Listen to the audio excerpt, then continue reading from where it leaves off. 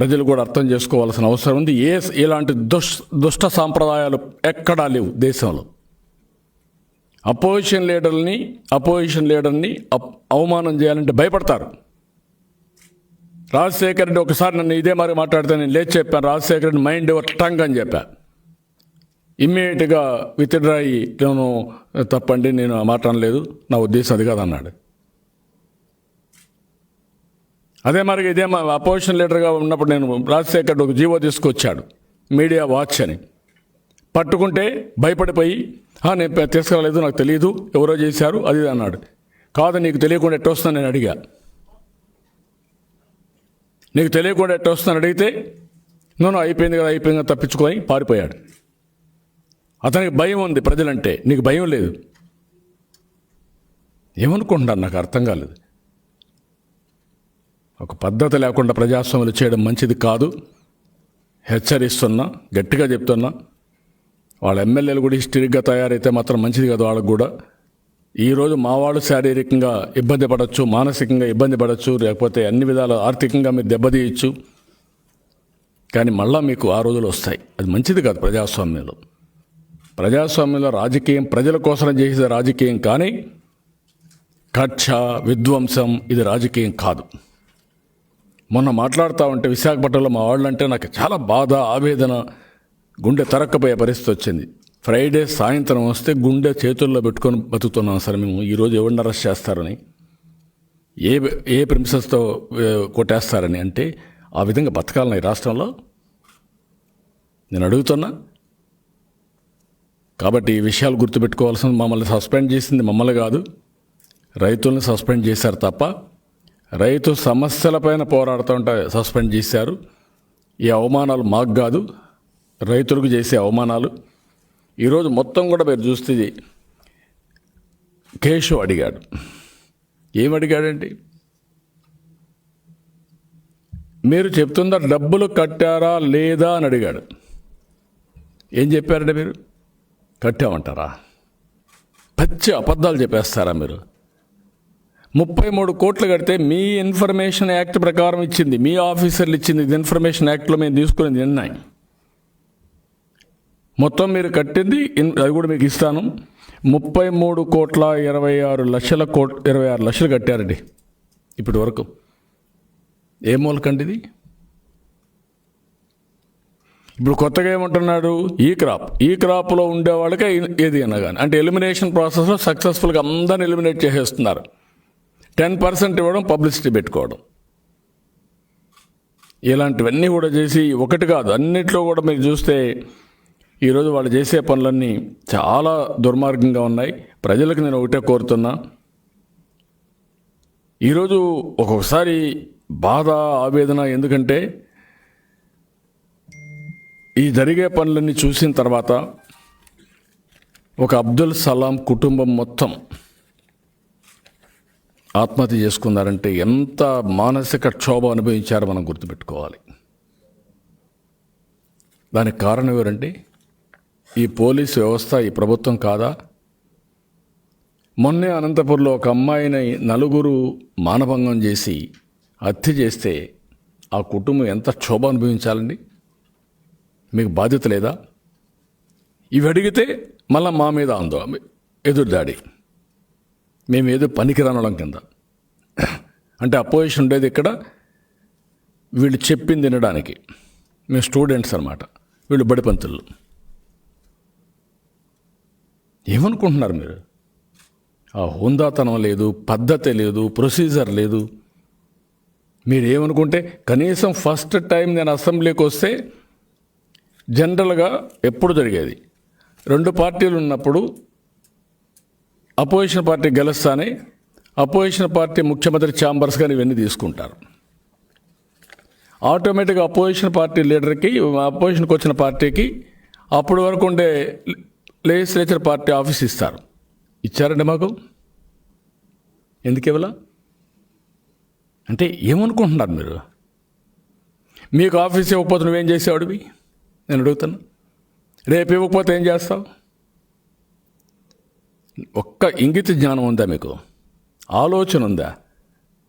అంటే మేము అపోజిషన్లోకి వచ్చినప్పుడే మాకు హ్యూమిలియేషన్ ఉంటుంది. రూలింగ్ నుంచి వస్తానే. అలాంటి అపోజిషన్లోకి వచ్చిన వాళ్ళపైన హ్యూమిలిటీ లేదా మీకు? హంబుల్నెస్ లేదా? 10 రోజుల్లో వచ్చి ప్రజావేదిక కూల్చేసాం. ఏంటి ఆ ప్రజావేదిక కూల్చి మమ్మల్ని డిమారలైజ్ చేసి భయభ్రాంతులు చేసి రాష్ట్రాన్ని భయభ్రాంతులు చేయాలనా? అంతే కదా. ఏం గవర్నమెంట్ ఉపయోగించుకోకూడదు దాన్ని? ప్రైవేట్ ల్యాండ్లో కట్టింది కదా, అది గవర్నమెంట్ డబ్బులు కదా, పబ్లిక్ మనీ కదా, ట్యాక్స్ పేయర్స్ మనీ కదా, ఎందుకు కొట్టేసావు? ఇంతవరకు డెబ్రిస్తే ఇలా ఏ విధంగా ఇంటర్ప్రిట్ చేద్దామంటే ఇది పులివెందుల పంచాయతీ కాదా? ఇన్ని మాట్లాడారు, మీరు చూస్తున్నారు. ఏదైనా ఎవిడెన్స్ దేనికైనా ప్రొడ్యూస్ చేయగలిగారా? ఎవరి మీద కేసులు పెట్టినా? మరి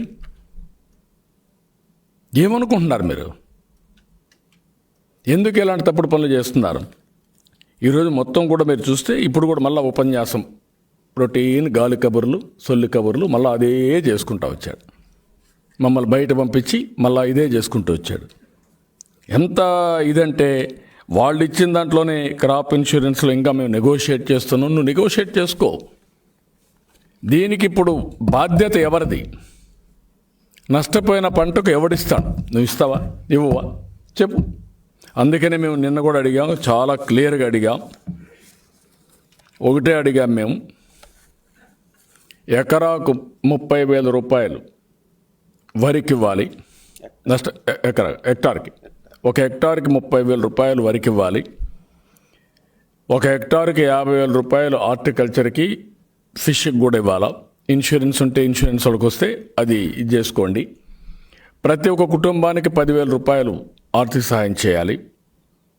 అదే మరి ఆర్టిజాన్స్కి మాత్రం, కుల వృత్తులు, చేతి వృత్తులకు మాత్రం 15,000 రూపాయలు కుటుంబానికి ఇవ్వాలి. ఈ డిమాండ్స్ నెరవేర్చండి. దీనికోసం మేము పోరాడతాం. మమ్మల్ని సస్పెండ్ చేసినా పర్వాలేదు. ఫస్ట్ టైం నా లైఫ్లో నన్ను సస్పెండ్ చేశారు. ఫస్ట్ టైం నేను పోడియంలోకి పోవాల్సి వచ్చింది రైతుల కోసం.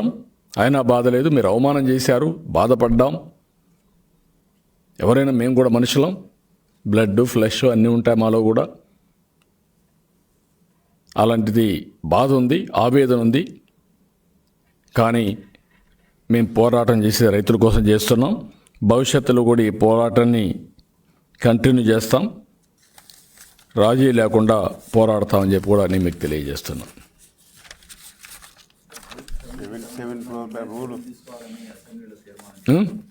77 ప్రకారం చర్యలు తీసుకోమని చేయండి, తీసేయండి, రిమూవ్ చేసేయండి.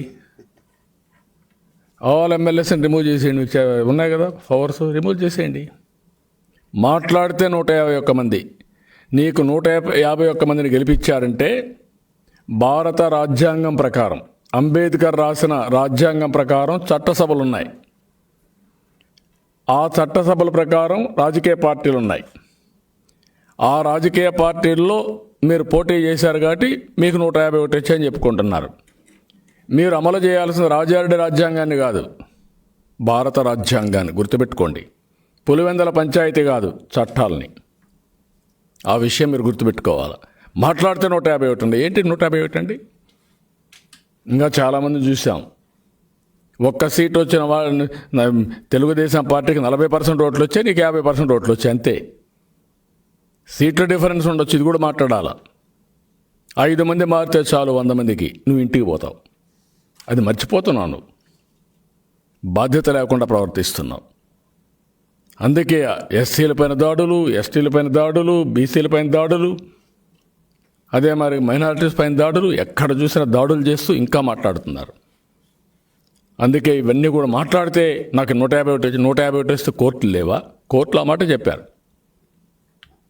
151 వస్తే కోర్టులు కూడా ఉండవంట. ఈయన కోర్టు కూడా క్రియేట్ చేసుకుంటాడు. కౌన్సిల్లో వ్యతిరేకం చేసిన కౌన్సిల్ రద్దు చేసేస్తాడు. అసెంబ్లీలో మేము గట్టిగా మాట్లాడితే మమ్మల్ని తీసేస్తాడు. రేపు కోర్టులో ఏదైనా వస్తే కోర్టు కూడా రద్దు చేసేస్తాడు. Where are you going? దీనికి మందు లేదా? విరుగుడు లేదా? ఇది ప్రజలే ఆలోచించుకోవాల్సిన అవసరం ఉంది. మేమైతే రాజీ పడం, ఇంకా గట్టిగా పోరాడతాం. మీరు కూడా అర్థం చేసుకోండి. వీళ్ళ యొక్క పర్సనాలిటీ నాకే అర్థం కావడం లేదు. ఏంటి వీళ్ళకు something wrong. Which is that? నేను ఒక పత్రికా విలేకరుని చూస్తే భయపడతా. ఎందుకు? మీకు ఒక యూనియను, మీరు ఒక డెమోక్రసీ, మీరు ఒక ఇది, మీ రైట్స్, ఎందుకు మీతో గొడవ? అందరం కలిసి ఉండాలి. ఎవరైనా మా వాళ్ళు ఇది చేసినా మీకు సారీ చెప్పిస్తాం. అలాంటిది ఏకపక్షంగా 2430 తీసుకొచ్చి కొంత అందులో ఫేక్ న్యూస్ కూడా కొంతమంది మీడియా చేరిపోతే వీళ్ళంతా కలిసి మిగిలిన వాళ్ళందరినీ కార్నర్ చేయడానికి ప్రయత్నం చేస్తారు. మీ భయం ఉంటే ఉండొచ్చు, కానీ వాళ్ళ కార్నర్ చేయడం ఏంటి? మీరు ఎక్కడ హక్కులు ఇవి? ఇలాంటివన్నీ చాలా నాకే అర్థం కావడం లేదు. ఎప్పుడు నేను ఇన్ని అవమానాలు భరించాల అసెంబ్లీలో. ఎన్నోసార్లు పోయినప్పుడు కూడా ఉందాగా ఉండేవాళ్ళు, వాళ్ళు కూడా నన్నంటే గౌరవం ఉండేవాళ్ళు, వచ్చేవాళ్ళు, ఆ రెస్పెక్ట్ ఇచ్చేవాళ్ళు. నేను కూడా ఏదైనా ఎంత ఉంటే కూడా అసర్టివ్గా మాట్లాడేవాడిని తప్ప వ్యక్తిగతంగా ఎవరిపైన నేను పౌరుషమైన కానీ వల్గర్గా కానీ బూతులు కానీ ఎప్పుడు వాడను. నా నోట్లో రావు. అది నా బలహీనత అనుకుంటే చాలా తప్పు. అదే నా స్ట్రెంగ్త్, గుర్తుపెట్టుకోండి. అది నా నైతిక బలం కూడా. ఆ విషయం వీళ్ళు గుర్తుపెట్టుకోవాలి. ఇన్ని సంవత్సరాలుగా నేను రాజకీయాల్లో ఉన్నానంటే, ప్రజల్లో ఈ గౌరవం ఉందంటే, ఆ గౌరవానికి కారణం నేను 40 సంవత్సరాలు సంపాదించుకున్న వ్యక్తిత్వం, క్రెడిబిలిటీ, విశ్వసనీయత. ఆ విషయం వీళ్ళు గుర్తుపెట్టుకోవాలి. ఇన్ని సంవత్సరాలు ఉండేవాడిని 1.5 సంవత్సరం, ఫస్ట్ టైం ముఖ్యమంత్రి 1.5 సంవత్సరం నువ్వు వచ్చి ఇవన్నీ చేస్తావా? ఏమనుకుంటున్నావు? అంతా ఫస్ట్ టైం ఎమ్మెల్యేలు వచ్చేసి ఎగిరెగిరి పడిపోతున్నారు. అదేంటో నాకే అర్థం కాదు.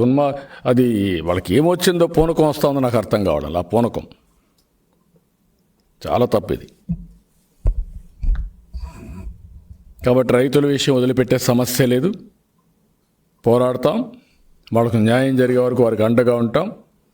జగన్మోహన్ రెడ్డి చేసిన తప్పుడు పనుల వల్ల, తప్పుల వల్ల రైతులు శిక్షించడానికి కరెక్ట్ కాదు. అప్పుడు కూడా ట్యాక్స్ పేయర్స్ మనీ. రోడ్డు వేయడానికి డబ్బులు లేవు. ఎక్కడ చూసినా గుంతలు, మొత్తం నడుములు హోనం అయిపోతున్నాయి. ఇంకొక పక్క వెహికల్స్ అన్నీ ఖరాబ్ అయిపోతున్నాయి. అన్ని సమస్యలు రాష్ట్రంలో. ఏది ఏమైనా వీళ్ళందరినీ కాపాడుకోవాల్సిన బాధ్యత మన పైన ఉంది. ఏం చెప్పండి, మీరేమన్నా చెప్పండి.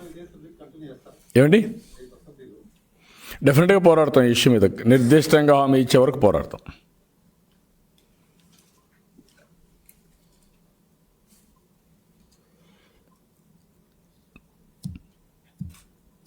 ఈరోజు కూడా నేను వీళ్ళు అర్థం చేసుకుంటారనుకున్నా కానీ వీళ్ళు అర్థం చేసుకోకుండా వీళ్ళ ఇష్ట ప్రకారం మాట్లాడుతున్నారు కాబట్టి నేను చెప్పాల్సి వస్తూ ఉంది ప్రజలకి. Something wrong with this MLAs. ఆ సంథింగ్ రాంగ్ ఏంటనేది కాలమే చెప్తుంది. వీళ్ళందరూ ప్రవర్తన.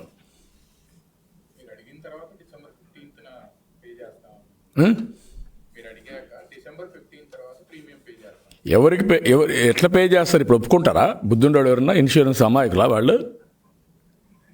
ముందు కడితే తర్వాత ఇన్సూరెన్స్ వస్తుంది. రామారావు, నీకు కూడా చాలా తెలివి ఎక్కువైపోయింది.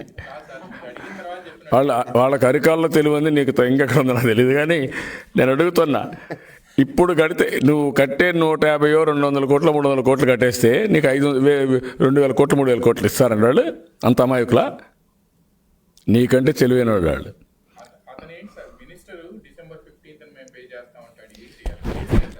అంటే ఇంకా మీకు ఫేక్. నేను అందుకే చెప్పాను, వీళ్ళంతా ఫేక్ ఫెలోస్ మాట్లాడుతూనే ఉంటారు. ఇప్పుడు ఆ మంత్రి అన్నాడు 15,600 కోట్లు పే చేశారు రుణమాఫీ కింద అన్నాడు. వెనకాల ఉండేవాడు కాదు 12,000 కోట్లు అన్నాడు. 12,000 కోట్లే. ఎంత ఫేకా? గాలి మనుషులు కాకపోతే వాడు 15,600 కోట్లు వాడు బడ్జెట్లోనే చెప్పాడు. వీడు కూడా అందిస్తే ఆ ప్రాంప్టింగ్లో అది చెప్తాడు. అంటే ఆయన కూడా బుద్ధి ఉండాలి కదా. అంత మారిపోతావా? ఈవేళ నోటు కూడా సర్వే బుక్లో పేజీలన్నీ చింపేసి ఆ పాత నోటే పెట్టాడు అసెంబ్లీలో. తుఫాను గురించి ఒక్క మాట మీరు చదవండి. ఎక్కడన్నా తుఫాను నష్టం ఉందా? కోపం రాదండి? మేము మార్నింగ్ నిద్రలేసి దానిపైన ఒక వారం నుంచి 4 రోజుల నుంచి మా వాళ్ళందరినీ యాక్టివైజ్ చేసి ఫీల్డ్కి పంపించి, నిన్నంతా పార్లమెంట్కి ఒక టీంను పంపించి అందరూ చూసి అసెంబ్లీలు చూసి అసెస్ చేసుకొని వాళ్ళ కష్టాలన్నీ, టెనెంట్స్, లేకుంటే రైతు కూలీలు, హార్టికల్చరు వాళ్ళ ఇబ్బందులన్నీ చూసుకున్నాక వాళ్ళ మనోవేదన చూసిన తర్వాత మేము వస్తే మీరు బాధ్యత లేకుండా కనీసం రిప్లైలు ఇది ఇస్తారని మీరు ఎప్పుడన్నా చూడండి. ఇంత దారుణమైన రిప్లై ఎప్పుడన్నా ఇచ్చారండి? ఎప్పుడైనా సరే చరిత్రలో ఏ ప్రభుత్వమైనా ఎంత అజం ఉన్నా ఎప్పుడు ఇవ్వాల. 40 ఏళ్ళు నేను చూడాల. దేని గురించి చెప్పారు కదా, నేను చెప్పాను కదా మీకు ఆర్టీఐలో మీకు ఇప్పుడు అక్కడ మేము తీసుకున్న దాంట్లో ఆర్టీఐలో చెప్తాను, ఒక నిమిషం.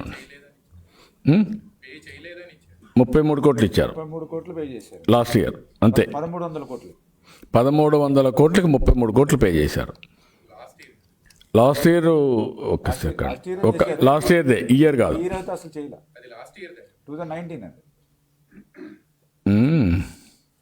ఇప్పుడు వాళ్ళు ఇచ్చిన దాంట్లోనే మీరు చూస్తే మేమేమేం చేసామో ఇచ్చారు, కట్టింది వాళ్ళని.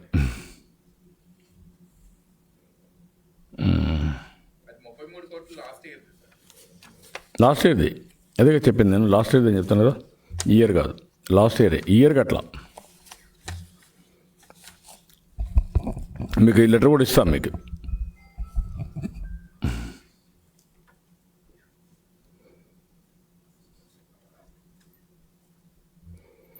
ప్రొక్యూర్మెంట్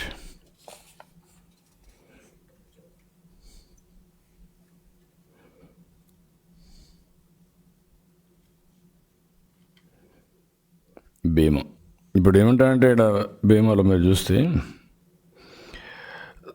రాష్ట్రంలో 2019 మే తర్వాత ఉచిత పంటల బీమా పథకంలో భాగంగా రైతుల వాటా కింద ప్రభుత్వం చెల్లించిన బీమా ప్రీమియం వివరాలు తెలుపగలరా? రాష్ట్రంలో ఖరీఫ్ 2019 సీజన్ నుండి ఉచిత పంటల బీమా పథకం అమలు జరుగుతున్నది.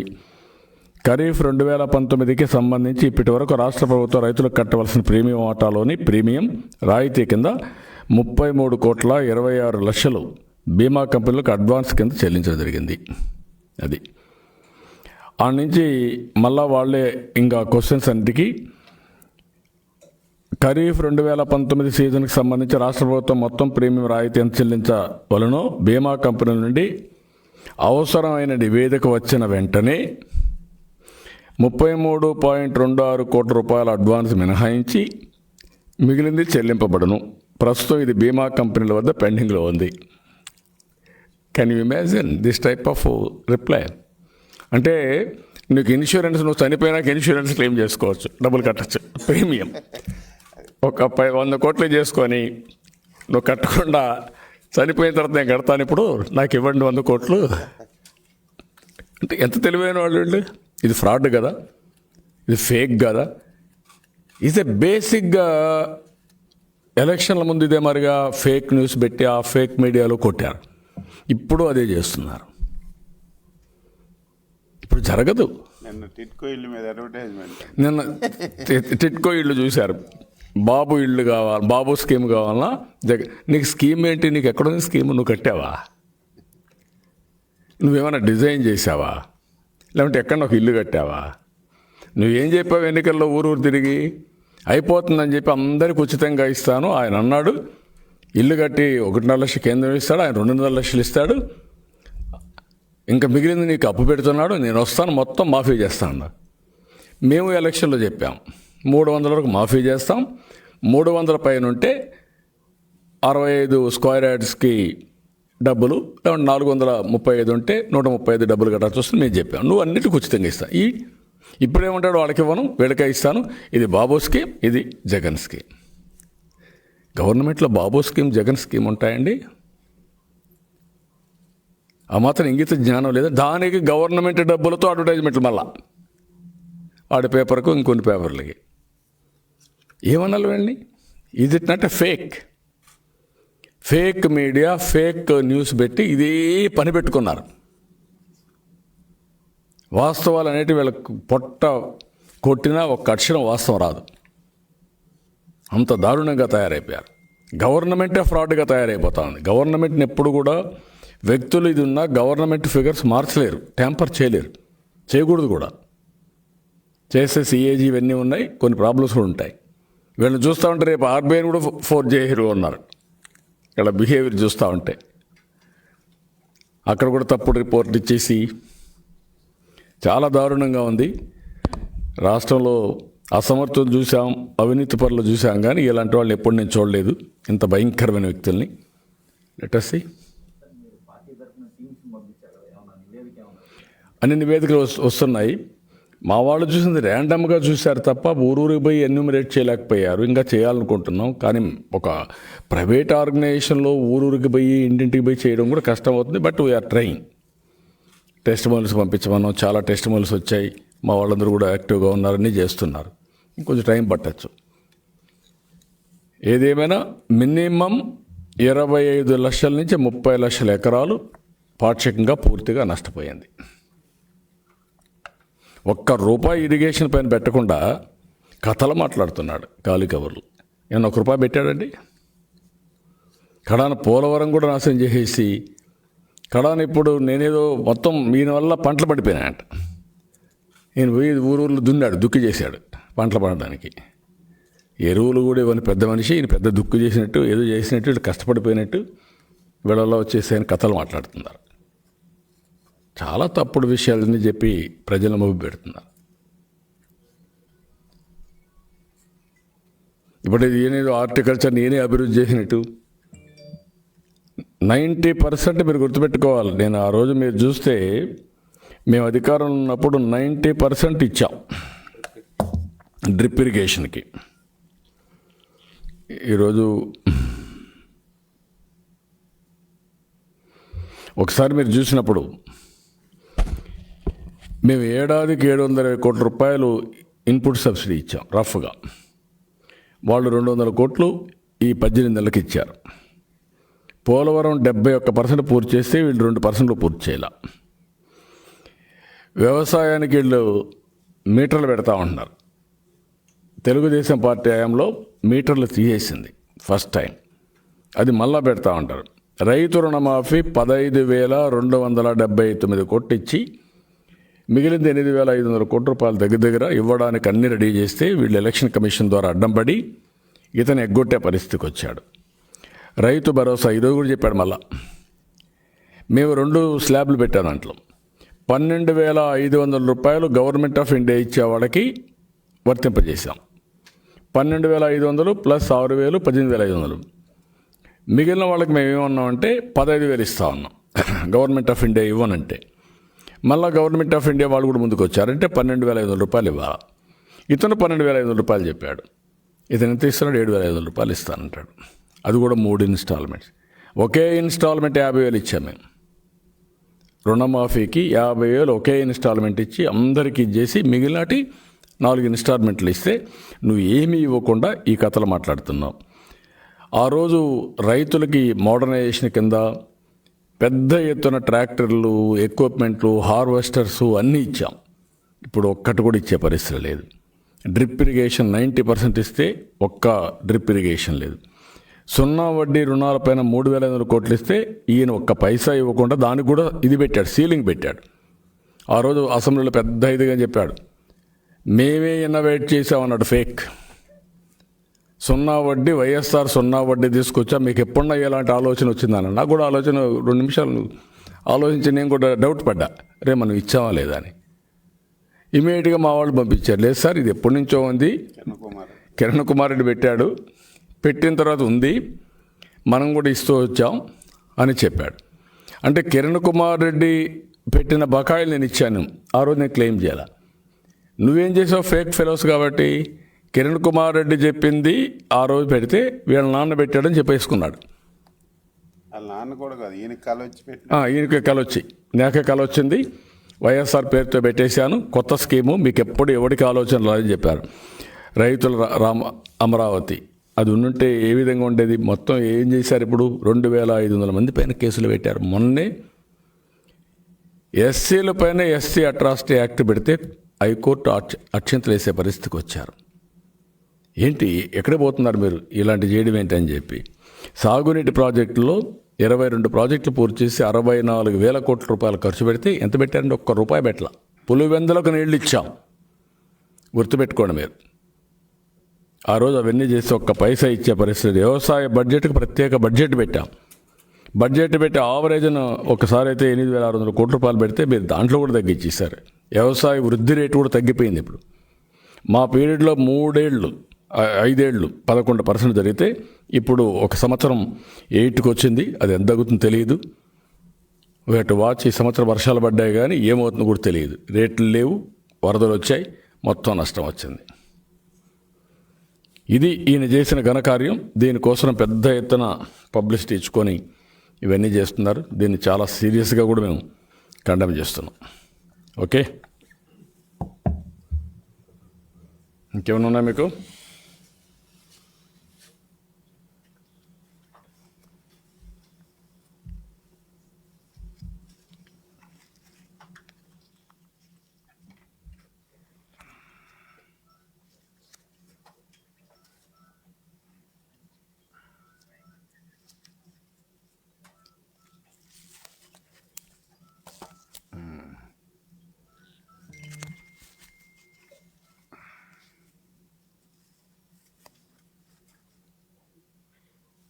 మాస్క్ కూడా పెట్టుకోడు ముఖ్యమంత్రి.